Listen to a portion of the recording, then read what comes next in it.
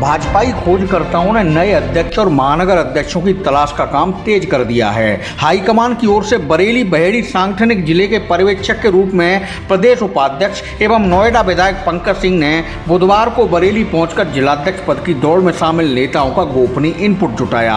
सांसद एवं विधायकों से बेहतर जिलाध्यक्षों के नामों को लेकर मंत्रणा की। रक्षा मंत्री राजनाथ सिंह के सुपुत्र विधायक पंकज सिंह ने मेल मंत्रणा के बाद दावेदारों की दौड़ में शामिल नेताओं के केसरिया हरे रंग में सराबोर बायोडाटा सहेजे और आगे के काम के लिए यहां से रवाना हो गए। पंकज सिंह के बरेली आते ही हर एक दावेदार की कोशिश बरेली बहेड़ी की टॉप 3 सूची में अपना नाम शामिल कराने की है और इसे लेकर बरेली से लेकर लखनऊ दिल्ली तक जोड़ तोड़ का खेल तेजी से चल रहा है। हाईकमान के निर्देश पर सभी जिलों में भाजपा पर्यवेक्षक जिलाध्यक्षों की खोज का काम बगैर शोर शराबे के गोपनीय तरीके से कर रहे हैं। बरेली पहुंचे भाजपा पर्यवेक्षक पंकज सिंह से मीडिया ने कई तरह के सवाल पूछे तो उन्होंने नपे तुले अंदाज में पार्टी से जुड़ी सैद्धांतिक बातों के अलावा और कुछ नहीं कहा। आप भी सुनिए बरेली में क्या बोले भाजपा पर्यवेक्षक विधायक पंकज सिंह। कार्यक्रमों के विषय में चर्चा करना, अभी तक के अभियान की समीक्षा संगठन के साथ करना, इन्हीं सब बातों को लेकर बैठे थे। 2024 की तैयारी के लिए अब ओम प्रकाश राज्य का भी हाथ कहीं ना कहीं भारतीय जनता पार्टी के साथ चला रहा है। देखिए, भारतीय जनता पार्टी के साथ तो उत्तर प्रदेश और देश के करोड़ों करोड़ लोगों का साथ भारतीय जनता पार्टी के ही साथ है। और जहां तक रही 24 के बाद, तो भाजपा के कार्यकर्ता तो पूरी शिद्दत के साथ मोदी जी को तीसरी बार देश का नेतृत्व वह करेंगे, इस संकल्प के साथ आगे बढ़ रहे हैं। और देश में भी एक विश्वसनीय नेतृत्व के रूप में नरेंद्र मोदी जी को एक्सेप्ट किया जाता है और पूरा देश चाहता है कि नरेंद्र मोदी जी एक बार फिर से प्रधानमंत्री बने, देश का नेतृत्व करें और विश्व पटल पर भारत का गौरव और बढ़े।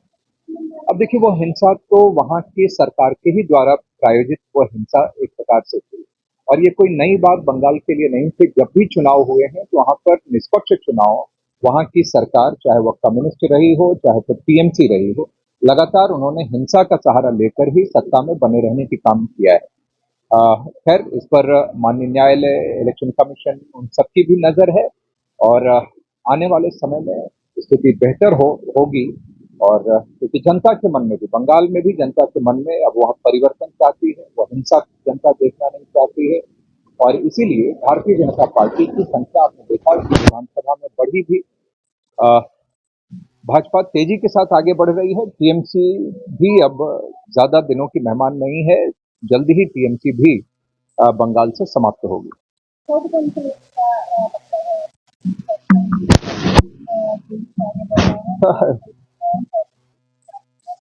देखिए, थर्ड फ्रंट तो हर चुनाव में मैं बचपन से सुनता आया हूं कि थर्ड फ्रंट के बारे में, और लेकिन थर्ड फ्रंट कभी भी या विपक्ष की ये एकजुटता जो चुनाव के पहले दिखाई देती है, वो भी मोदी जी के लोकप्रियता के डर के कारण वह एक होते हुए दिखाई देते हैं।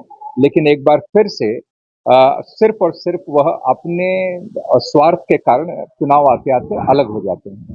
इसीलिए थर्ड फ्रंट तो सिर्फ सपनों में ही है और वह वैसे ही रहेगा, वह हकीकत कभी बनता हुआ दिखाई नहीं देगा। अब अभी तो वो पार्टी में नहीं है, लेकिन इन सब चीजों पर कौन आएगा, कौन ज्वाइन करेगा, ये तो राजनीति में होता ही रहता है, लोकतंत्र में यह चलता ही है। लेकिन कौन आएगा, कब ज्वाइन करेगा, किस जिम्मेदारी पर होगा, उसके विषय में हमारा नेतृत्व सही समय पर सही निर्णय करेगा। क्या लगता है, बड़ा बदल हो सकता है? नहीं, बरेली नहीं, मैं पूरे उत्तर प्रदेश के लिए मैं कह सकता हूं कि भारतीय जनता पार्टी, ये कोई सभी कार्यकर्ता एकदम संगठन के प्रति डिवोटेड हैं और जो भी निर्णय नेतृत्व का होता है उसको बिल्कुल स्वीकार करके भाजपा के प्रदेश के हित में जो आगे बढ़ने का जो संकल्प है उसके साथ लग जाते हैं। बहुत धन्यवाद।